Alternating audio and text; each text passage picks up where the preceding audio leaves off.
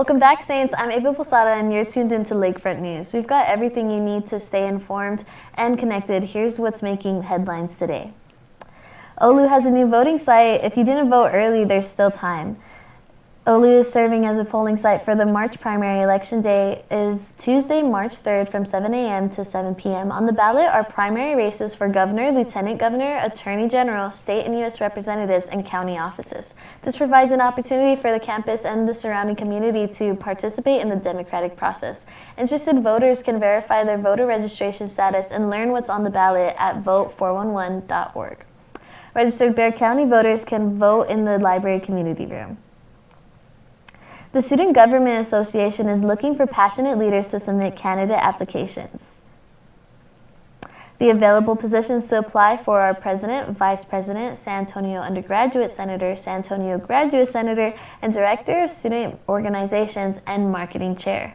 With these roles, students can have an opportunity to plan exciting events, including Fall Fest and Homecoming. They also will support student organizations and advocate for student voices while also improving campus life. Some of the perks include paid positions with flexible hours and valuable public speaking experiences and opportunities to network with the university leadership. Check your OLU email for the application sent by the Center for Student Involvement. Deadline to apply is March 20th, so start applying today. Interested in art? Come check out a student-led exhibition. Dayanara Torres, Senior Visual Arts major and Spring 2026 graduation candidate, is curating an on-campus group exhibition as part of her honors capstone project. This project offers an opportunity for an OLU student in San Antonio to submit their artwork. Making it a group thing because I think there's a lot of OLU students here that, even if they're not an art major, still use art as a form to express themselves and cope through the difficulties of being a college student.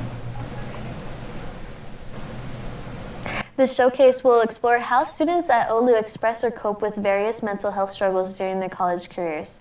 The opening exhibition will be Wednesday, March 18, 2026 from 6 to 8 p.m. at the main third floor gallery. It will be on display from March 18th to April 8th, 2026.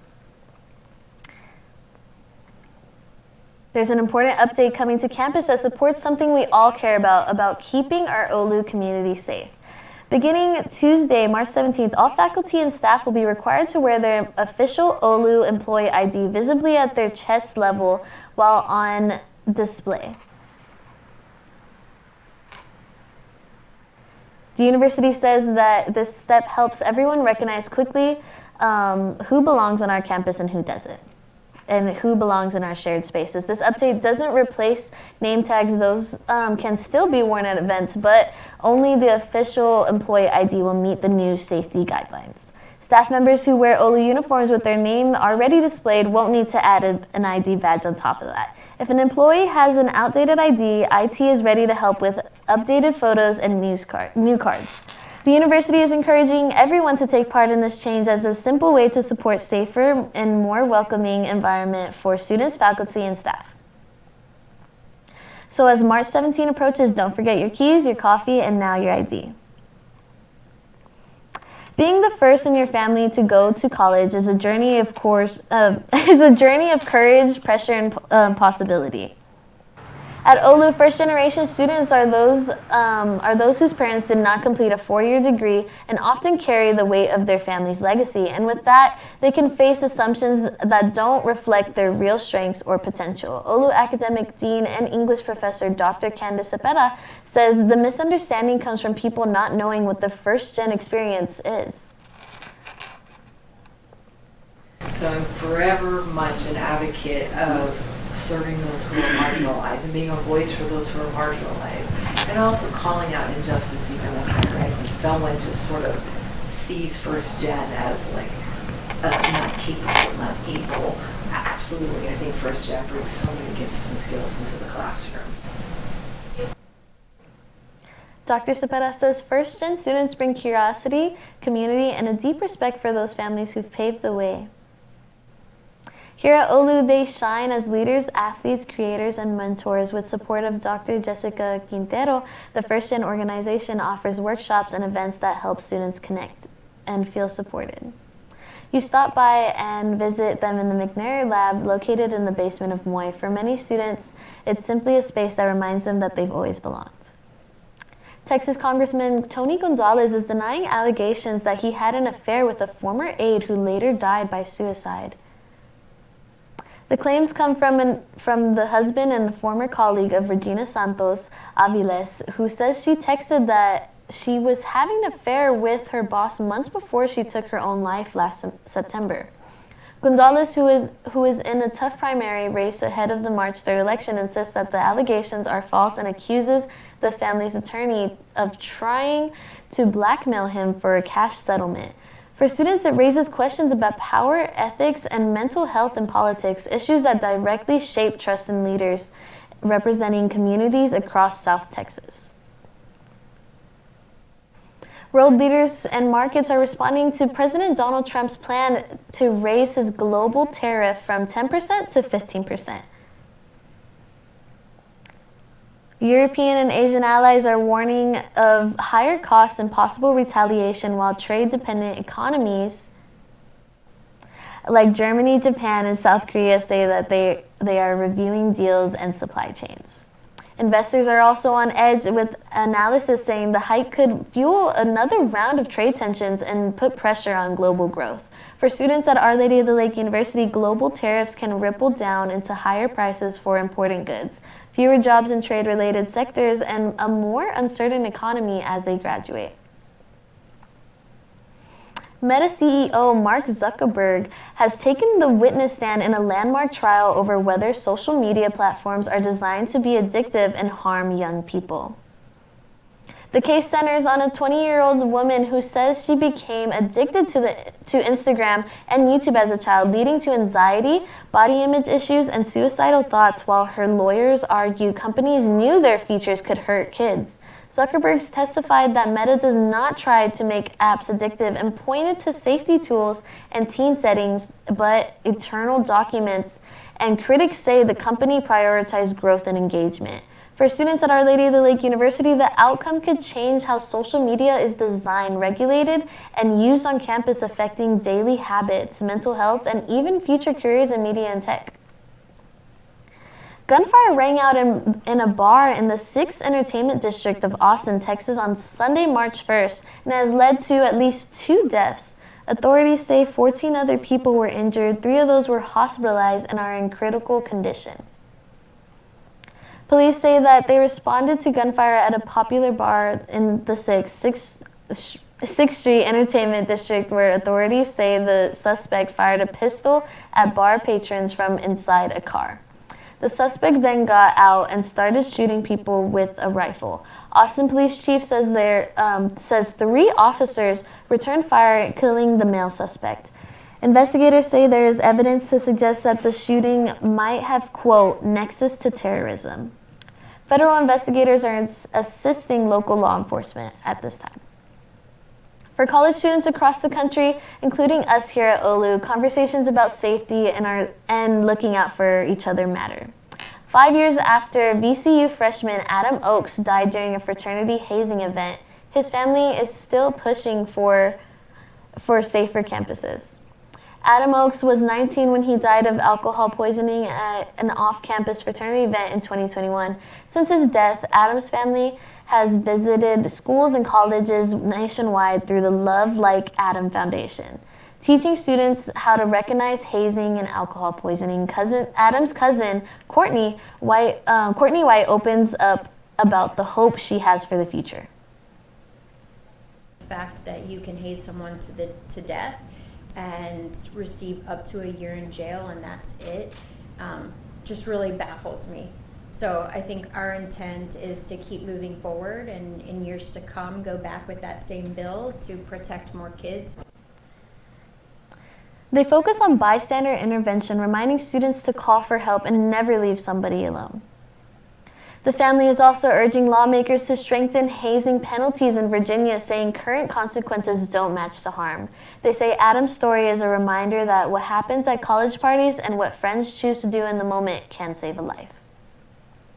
A mother-daughter dive in Australia has turned into a record-breaking environmental discovery, and it is giving scientists a new hope for the future of our oceans. The pair was surveying part of the Great Barrier Reef when they had spotted what researchers now confirm is the largest known coral colony on Earth. The formation covers more than 40,000 square feet, which is roughly 15 tennis courts. It stands out at this time when the reefs continue to suffer from mass bleaching driven by rising ocean temperatures. Scientists are now studying how this giant coral managed to survive while so many others haven't. These discoveries like this show how much it is still left to explore in this world. Even Olu biology students were able to get their own hands on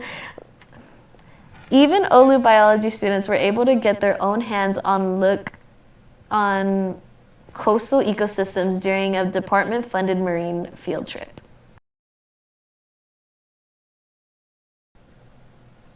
Have you watched our new Olu Sports podcast recently?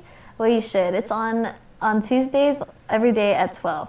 Check it out. It is called Coach's Corner. It is hosted by Sports Information Media Assistants. Coach's Corner is a one-on-one sit-down conversation with various Olu coaches and staff. It has included men's basketball and the women's basketball head coaches, as well as baseball's head coach and more. Even our trainer, Miss T. The conversation goes into depth about what their goals are for the program and the ways their programs are structured. They also include funny rapid-fire questions and more personal questions to get to see the personality of the coaches on display. There has been many episodes so far, and it has received a very good turnout and following. We spoke to host Anissa Serrano about this turnout and its success. I honestly have been really happy with the success that it's gained, and the people who watch it, I hear people will be talking about it, or some people will be like, "Oh, did you hear this coach's response?" And so I think that's just really nice to see and hear, and I like the way it's growing. So tune into the Olu Saints Athletics Instagram page and watch Coach's Corner. Been keeping an eye on the Olympics? Interested in figure skating? An American woman has captured figure skating's gold for the first time in 24 years. Thursday at the Winter Olympics in Milan, Italy, Team USA Alyssa Liu won the gold medal. The win for the 20-year-old caps a triumphant performance and a comeback to the sport. The last American to take the top spot, Sarah Hughes, in 2002 in Salt Lake City. She retired from skating after the 2022 Olympics in Beijing, where she finished 8th in the short program. After her win, Liu called her return to skating just right. Baseball is mourning a legend tonight. Pirates Hall of Famer Bill Mazeroski has died at the age of 89. Mazeroski, one of the greatest defensive second basemen in Major League history, spent his entire 17-year career with the Pittsburgh Pirates and won 2 World Series titles. He is best known for his walk-off home run in Game 7 of the 1960 World Series, lifting the Pirates over the New York Yankees in one of baseball's most important and iconic moments.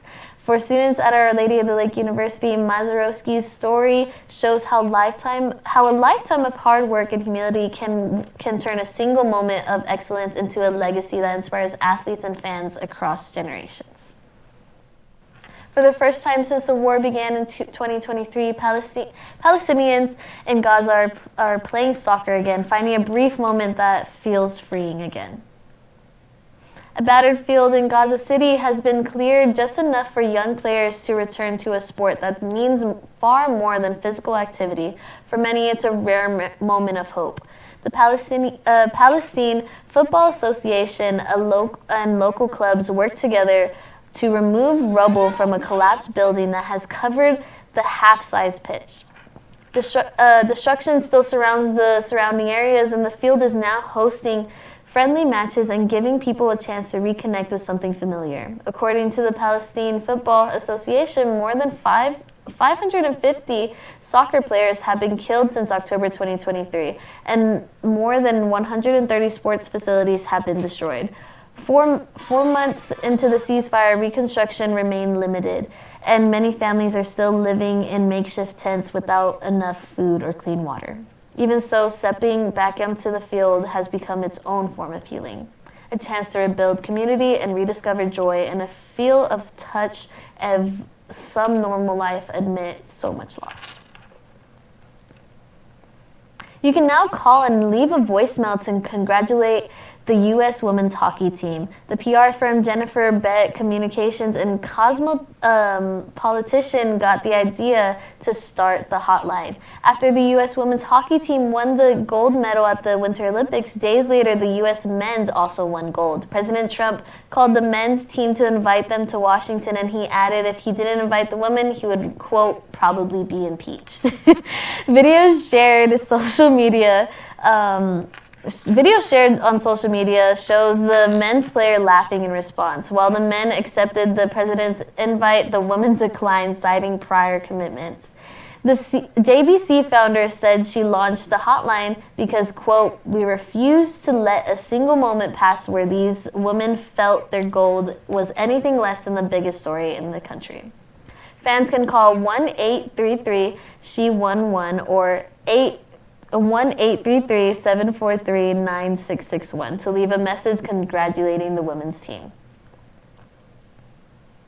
A California judge on Friday sentenced former Major Baseball League player pitcher Daniel Serafini to life in prison without the possibility of parole. A jury convicted him for the 2021 killing of his father-in-law, Robert Gary Spoor, and the attempted murder of his mother-in-law, Wendy Wood. The trial finally came to a close after their daughter in court described the day her family was forever changed, explaining that he put a gun to the back of her dad's head and he pulled the trigger. Prosecutors say Serafini broke into his in-laws and Tahoe area home and waited for hours carrying out the attack. At sentencing, he maintained he is not a killer, but later became emotional while speaking about his children. Outside the courthouse, Adrian Spoor said the sentence brings some closure. Stay with us coming up in our health news. Turning now to health, we take a look at an issue impacting students both on and off campus. Do you shop at Trader Joe's? You might want to check your freezer. Packages of chicken fried rice sold at Trader Joe's stores across the U.S. are now being recalled. It is over concerns the product may contain pieces of glass. The recalled product comes in green 20-ounce plastic bags like these. The frozen chicken fried rice has Best Buy dates between September and November of this year. Four customers reported finding glass in the rice, but there has been no confirmed reports of injuries. Federal food safety regulations say you should throw away the product immediately or return it to the store for a refund. In Louisiana, a chemical industry leader is pushing back against decades of environmental criticism aimed at the region known as Cancer Alley. Louisiana Chemical Association CEO David Cresson told the Baton Rouge Rotary Club that the Cancer Alley label is a myth. Pointing to state and federal data, he says it shows lower cancer rates in the industrial corridor than in other parts of the state. Environmental and human rights groups strongly dispute that, citing studies and federal assessments linking petrochemical pollution along the Mississippi River corridor to higher cancer risk for nearby mostly Black communities. The importance of keeping our environment clean is we're the ones responsible for being around it and being in it. If people who are taking a leadership position for us and representing us, why shouldn't they want to clean up the environment for us? Because we all live here and we all have to breathe in the same air. If it's all polluted, what's the point? For students at Our Lady of the Lake University, it highlights how data power and public relations can shape environmental justice debates, the same skills and issues many OLU students will confront in media policy and community work. For states that are heading into spring break and traveling across Texas or out of state, health officials are warning about a sharp rise in measles cases nationwide. A new CDC data shows that the virus is spreading faster than expected. More than 1,100 measles cases have been confirmed across 27 states in just the first 2 months of this year, 6 times higher than what's normally seen annually. Most of the cases are in people's ages 5 to 19, which include many high school students and college students. Dr. Sarah Nozel of American Academy of Family Physicians shares. Doctors are afraid of measles. Measles is incredibly scary in the sense that it is so contagious. The CDC says most infections are in people who are unvaccinated or unsure of their vaccination status. Measles can start off looking like a cold fever, cough, red eyes, but 1 in 4 people who get it end up hospitalized. Health experts say that the best protection is making sure your MMR vaccine is up to date, especially if you're around large crowds. Measles spread fast, but staying vaccinated keeps our campus community safer. The official start of spring is still more than 3 weeks away, but for the 1 in 4 U.S. adults and nearly 1 in 5 children who suffer from seasonal allergies, now it is the time to prepare before the onslaught of symptoms come into effect. Dr. R.K. with National Jewish Health says you suffer from seasonal allergies. Now is the best time to get ready before spring has sprung. And symptoms are triggered so the reaction isn't as extreme. To prevent severe allergy symptoms, Dr. R.K. says to go ahead and start using steroid nasal sprays and to take daily oral antihistamines medications as needed. Once allergy season is officially underway, please avoid outdoors when pollen counts are the highest, usually in the morning, and keep your windows closed at your house and while in your car. It seems like there's constantly recall after recall lately. It is time to check your fridge once again. 3 types of cottage cheeses sold under Walmart's Great Value brand are being recalled in 24 states. That's because they may not have been pasteurized properly. The FDA says the cheese's manufacturer, Saputo Cheese USA, discovered the issue during what is called pasteurizer troubleshooting exercises. It is then voluntarily issued the recall. The products were sold between February 17th and the 20th. If you have the products in question, do not eat them and return them to Walmart for a refund, or just throw it away. According to the FDA, there is no reports of illness or hospitalization connected to the recall. Forever chemicals, or PFAs, seem to be aging men faster in their 50s and early 60s. That's according to a new study from researchers in China. The study, published Thursday in the journal Frontiers in Aging, found an association between PFAS exposure and accelerated aging in men between the ages of 50 to 60s. PFAS are known as forever chemicals due to the years it takes them back to a breakdown of a person's body. Researchers say the data showed some association in women and finding they were far more pronounced among middle-aged men. Earlier studies show women appear to eliminate certain PFAS faster than men due to pregnancy, breastfeeding, and menstrual blood loss. The U.S. Environmental Protection Agency planned to impose stricter guidelines about legacy PFAS levels under the Biden administration. However, those plans have been rolled back or delayed under the Trump administration. From local news to national trends, we break down the stories shaping our financial landscape. And now for a look at our business news.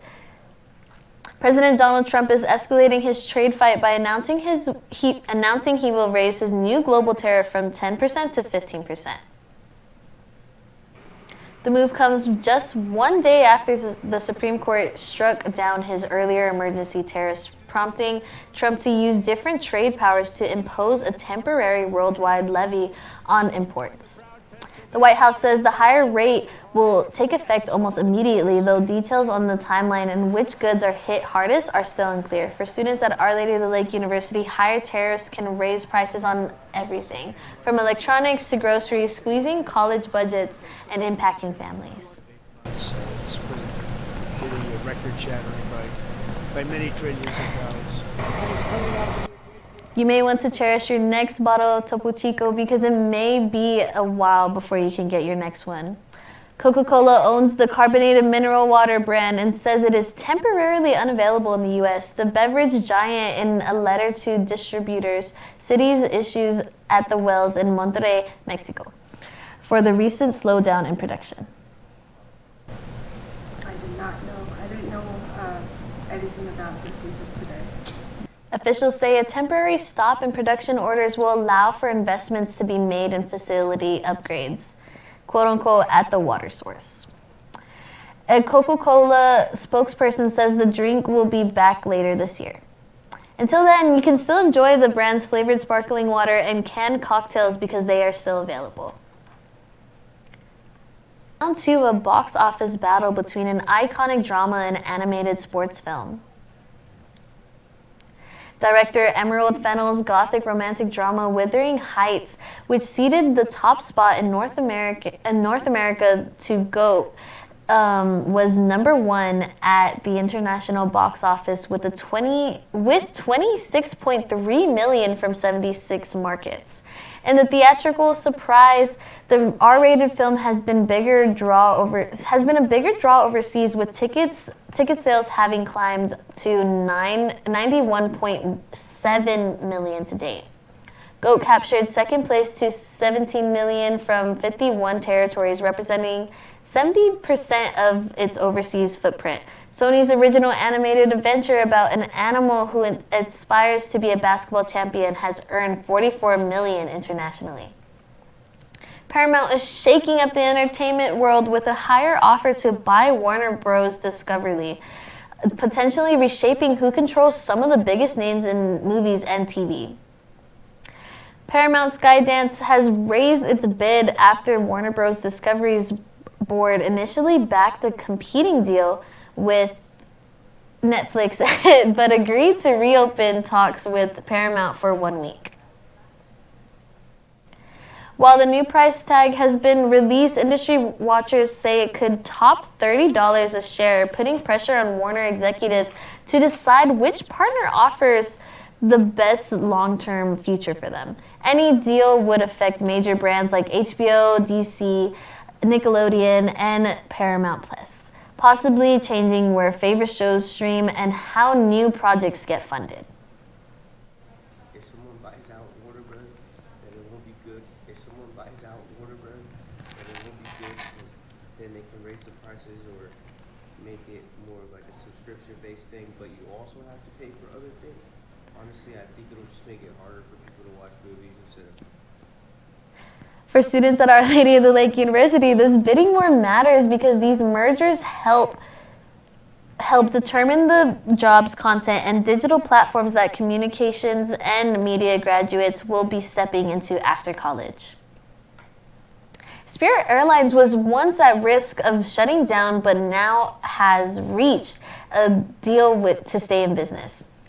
Tuesday, the budget carrier said it has reached an agreement with creditors to exit bankruptcy later this spring or early summer. The airline has filed for bankruptcy twice and struggled with losses since the pandemic and it reshaped travel demand. Under the deal, Spirit remains independent but much smaller. The airline has sold planes, cut staff, and will fly nearly 40% newer flights this summer. Spirit CEO said the carrier will emerge leaner and better positioned to compete on price. We spoke to one frequent Spirit flyer about what it means to have Spirit Airlines. I fly Spirit Airlines pretty frequently, especially as a college student who's out of state. I get to see my family more often, and I don't have to spend more money on other airlines like American or Southwest for the same flight that I would have taken before. Spirit's low fares have pressured larger airlines like Delta and United to keep some cheaper seats available. Without Spirit, analysts say fares across the industry likely would have climbed. There's speculation of a new patty at Burger King, and she's made of code, not meat.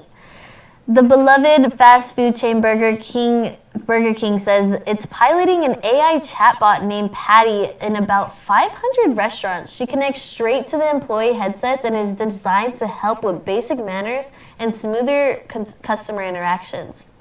The company says Patty isn't there to spy on employees or force them to follow a script. Instead, she gives managers feedback on hospitality norms.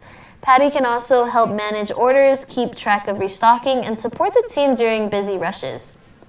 Burger King says it hopes to roll Patty out nationwide by the end of the year. Gas prices are starting to climb as the war in Iran rattles global oil markets, and analysts say even steeper increases are likely coming soon. According to AAA, the national average for regular gas was just under $3 a gallon on Monday.